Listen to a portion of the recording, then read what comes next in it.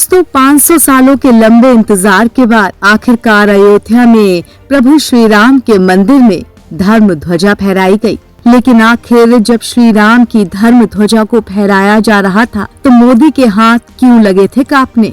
क्या मोदी राम मंदिर के इस ध्वज को देखकर भावुक हो गए थे या फिर मोदी के हाथ कांपने की कोई दूसरी वजह थी? दोस्तों द कर्मा आज आपको बताने जा रहा है श्री राम मंदिर के धर्म ध्वजा की वो कहानी जो आपने आज तक नहीं सुनी होगी। दोस्तों हिंदू धर्म में हर एक मंदिर के कलश के ऊपर धर्म की ध्वजा फहराई जाती है। ये आमतौर पर केसरिया रंग की होती है। कुछ अलग अलग देवताओं के झंडों पर अलग अलग तरह की आकृतियां बनी होती हैं। जैसे भगवान विष्णु के मंदिर के ध्वज पर गरुड़ की आकृति को अंकित किया जाता है, इसलिए भगवान विष्णु को गरुड़ ध्वज भी कहते हैं। इसी प्रकार भगवान शिव के मंदिर के ऊपर जो ध्वज फहराया जाता है उस पर नंदी बैल यानी वृषभ को अंकित किया जाता है, जो भगवान शिव के वाहन भी हैं। इसीलिए भगवान शिव का एक नाम वृषभ ध्वज भी है। इसी प्रकार भगवान श्री गणेश की ध्वजा का रंग सफेद होता है।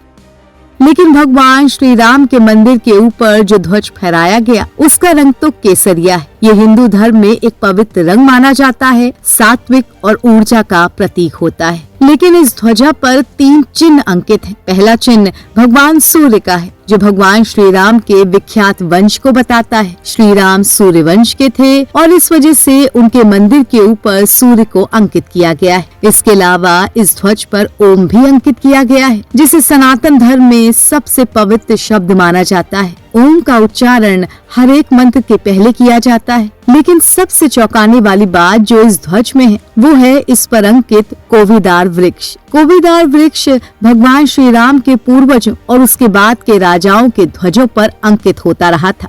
वाल्मीकि रामायण के अयोध्या कांड में जब भरत अपनी सेना लेकर श्री राम से मिलने के लिए चित्रकूट आते हैं, तब लक्ष्मण जी उस ध्वज पर अंकित कोविदार वृक्ष के चिन्ह को देखकर श्री राम को बताते हैं कि भरत उनसे मिलने के लिए आ रहे हैं।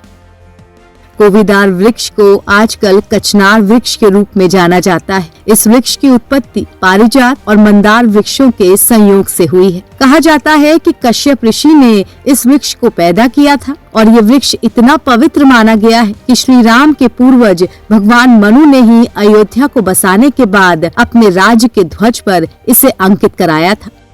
फिर ये ध्वज हजारों सालों तक श्री राम के वंशजों के द्वारा अपने रथों पर और अपने महलों पर फहराया जाता रहा। लेकिन महाभारत के समय जब श्री राम के वंशज बृहद्बल वीर गति को प्राप्त हो गए और श्री राम के वंशजों का शासन अयोध्या से समाप्त हो गया, तब ये ध्वज संसार से गायब हो गया। लेकिन हजारों सालों के बाद और विशेषकर 500 सालों के अथक संघर्ष के बाद अयोध्या में श्री राम लला के मंदिर की फिर से स्थापना हुई। तब प्रधानमंत्री मोदी ने इस ध्वज को मंदिर के ऊपर फहराने का संकल्प लिया था। अब देखिए कैसे ये संकल्प जब पूरा होने लगा तो मोदी ने इस ध्वज को प्रणाम किया। लेकिन ये क्या, मोदी जब इसे प्रणाम करने लगे तब उनके हाथ नमस्कार की मुद्रा में कांपने लगे। बहुत सारे धर्म विरोधियों ने इसका मजाक भी उड़ाया। लेकिन आप तो जानते ही हैं, मोदी जो भी करते हैं वो धर्म के अनुसार होता है। तो चलिए अब आपको बताते हैं कि मोदी के हाथ इस ध्वज को देखकर क्यों कांपने लगे। दरअसल हिंदू धर्म में कांपते हाथों से इस प्रकार से नमस्कार करने की मुद्रा को नागहस्त कंपन मुद्रा कहा जाता है। इस नमस्कार की मुद्रा में नाग के फन की तरह अपने हाथों को कंपित किया जाता है। शास्त्रों के अनुसार इस प्रकार से नागहस्त मुद्रा में कांपते हुए हाथों से प्रणाम करने से कुंडलिनी शक्ति का जागरण होता है। ये आपके प्राणों को सक्रिय कर आपके अंदर की बुरी शक्तियों को कम करती है और आपके हृदय में स्थित अनाहत चक्र को भी जागृत करती है। इससे आत्मिक एकत्व की भावना सारे संसार में प्रसारित होती है।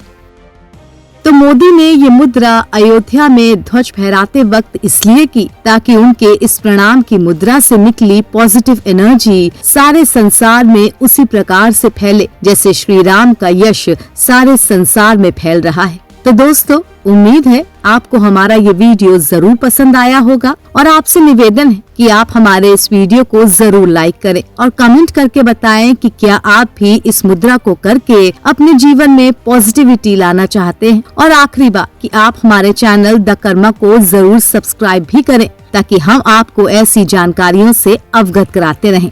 धन्यवाद।